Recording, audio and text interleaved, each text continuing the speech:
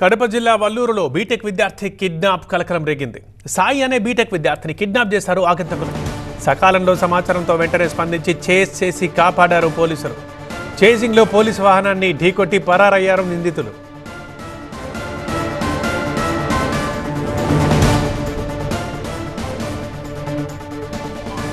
శ్రీకాళహస్తి సమీపంలో నిందితుల్ని అరెస్ట్ చేశారు పోలీసులు.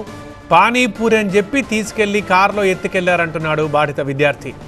ఎవరో కొందరు వ్యక్తుల పేర్లు చెప్పి గొడవ పడ్డారన్నాడు బాధితుడు సాయి. మద్యం మత్తులో విచక్షణారహితంగా కొట్టారన్నాడు. కారులో కత్తులు రాడ్లు కూడా ఉన్నాయని, చంపేస్తారేమోనని చెప్పి భయపడ్డానంటున్నాడు సాయి. కిడ్నాప్ చేసిన నిందితుల్లో 2 మహిళలు కూడా ఉన్నారని, ఒక మైనర్ కూడా ఉన్నట్లు చెబుతున్నాడు సాయి. నా పేరు నాగసాయి ప్రణవ్ కుమార్ శర్మ. నేను బీటెక్ సెకండ్ ఇయర్ చదువుతున్నాను. నిన్న సాయంత్రము వాళ్ళు మా ఇంటి దగ్గరకు వచ్చేసి రారా బయటికి పోదాం పానీపూరి తిందామంటే నేను ఎంతసేపటికి రానన్నాను. బజార్లో కూడా చాలా రాను అంటేనే బలవంతంగా రా అని మాటలు బుద్ధిగిచ్చి గట్టిగా పిలుచుకోపోయినారు.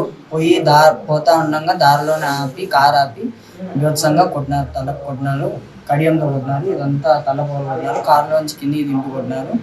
నేను కొడతా అంటే మళ్ళీ కారు ఎక్కువ అంటే నేను కారు ఎక్కకుండా తప్పించుకొని ఊర్లోంచి తిరిగి మొత్తము వేరే వాళ్ళ ఫోన్ ఇప్పించుకొని వాళ్ళ ఫోన్ నుంచి ఫోన్ చేసి సమాచారం